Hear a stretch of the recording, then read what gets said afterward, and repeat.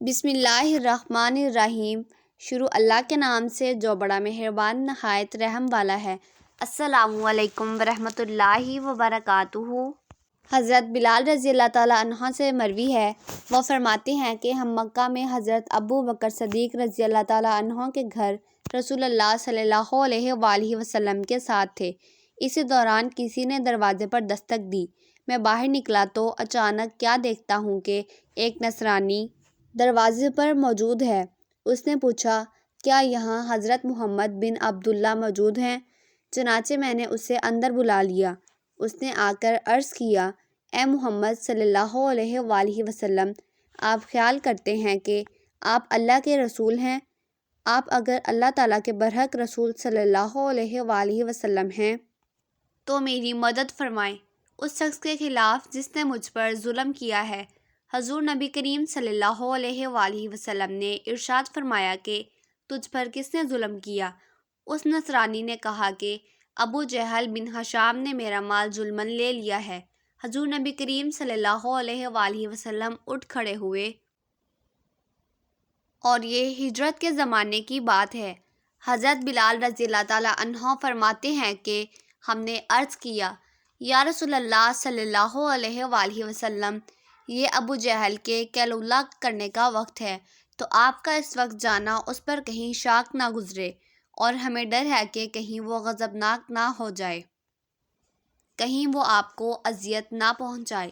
لیکن حضور نبی کریم صلی اللہ علیہ وآلہ وسلم نے ہماری گزارش کو نہ سنا اور ابو جہل کی طرف تشریف لے گئے، اور ابو جہل کا دروازہ کھٹکھٹایا تو ابو جہل غضبناک ہو کر باہر نکلا تو اچانک دروازے پر کیا دیکھتا ہے کہ رسول اللہ صلی اللہ علیہ وآلہ وسلم تشریف فرما ہیں۔ ابو جہل نے کہا، اندر تشریف لائیں، اور ساتھ ہی کہنے لگا کہ آپ میری طرف پیغام بھیج دیتے تو میں آپ کی خدمت میں حاضر ہو جاتا۔ حضور نبی کریم صلی اللہ علیہ وآلہ وسلم نے ارشاد فرمایا کہ تو نے اس نصرانی کا جو مال لیا ہے تو اس کا وہ مال فوراً واپس کر دے۔ ابو جہل نے کہا کہ کیا آپ اس کام کے لیے تشریف فرما ہوئے؟ اگر آپ اس کے بارے میں کسی شخص کے ہاتھ پیغام بھیج دیتے تب بھی میں مال واپس کر دیتا۔ رسول اللہ صلی اللہ علیہ وآلہ وسلم نے فرمایا، بات کو طویل نہ کرو اور اس نصرانی کا مال اس کو واپس کرو۔ ابو جہل نے اپنے غلام سے کہا کہ اس نصرانی کا جتنا مال تو نے لیا ہے فوراً اس کو نکال کر اس کے حوالے کرو۔ حضور نبی کریم صلی اللہ علیہ وآلہ وسلم نے ارشاد فرمایا، اے آدمی، کیا تیرا مال تجھے واپس کیا گیا ہے؟ نصرانی نے عرض کیا، ہاں، سوائے ایک کھجور کے پتوں کی بنی ہوئی ٹوکری کے۔ حضور نبی کریم صلی اللہ علیہ وآلہ وسلم نے ابو جہل سے کہا، وہ ٹوکری فوراً نکالو۔ چنانچہ ابو جہل نے اسے اپنے گھر کے اندر تلاش کیا لیکن وہ ٹوکری نہ ملی۔ آخرکار ابو جہل نے اس ٹوکری کے بدلے میں اس سے ایک بہتر ٹوکری دے دی۔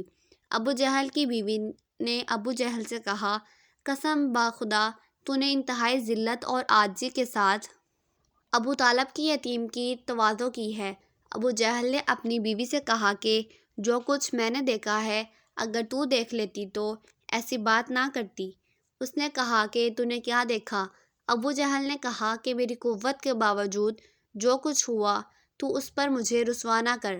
کہنے لگا کہ میں نے ان کے دونوں کندھوں پر 2 شیر بیٹھے ہوئے دیکھے۔ جب بھی میں یہ ارادہ کرتا کہ کہوں کہ میں مال واپس نہیں کرتا تو قریب تھا کہ وہ دونوں مجھے پھاڑ کھائیں۔ اس ڈر کے مارے میں نے ان کی عزت کی۔